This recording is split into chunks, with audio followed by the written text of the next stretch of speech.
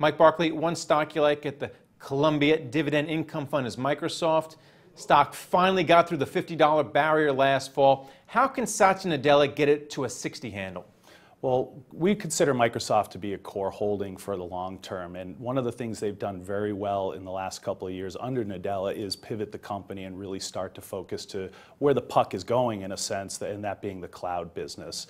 They've obviously got a great franchise with their enterprise software business, and they're doing a lot there to also upsell customers so that they can lock them in and provide services like analytics and security.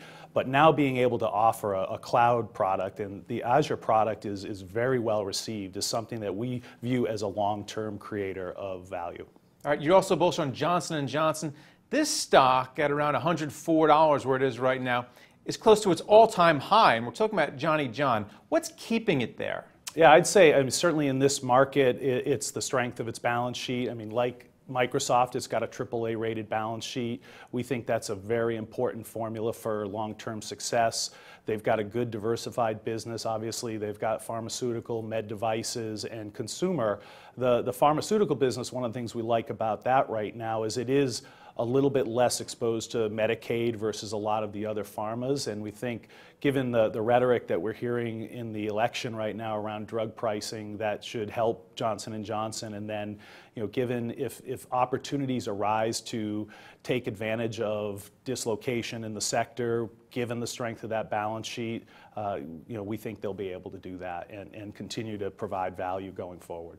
Another strong performer in your portfolio is ExxonMobil, only down around 9% versus Chevron, which is down over 20%, and BP, which is down over 30%.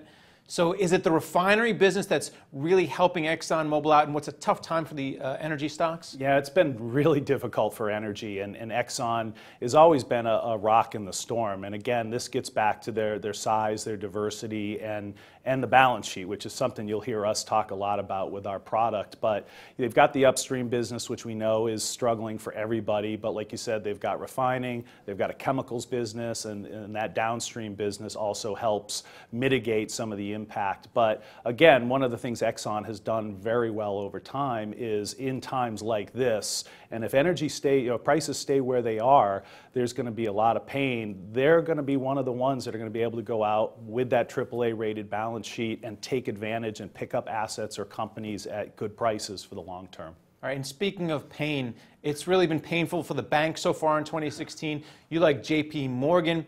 I guess the key for this bank is just to have Jamie Dimon keep buying, because when he buys, the stock goes up.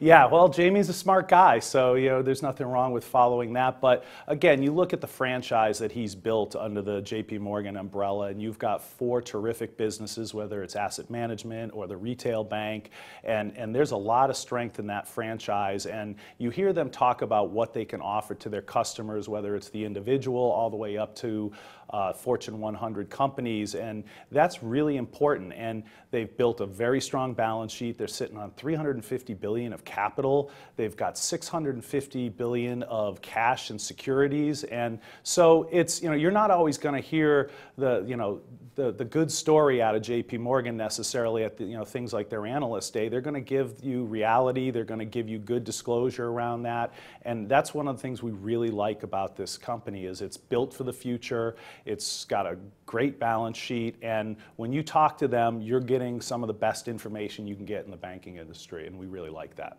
All right. Well, thanks a lot, Mike Barclay. Yeah, thank you, Greg. And thank you for watching The Street.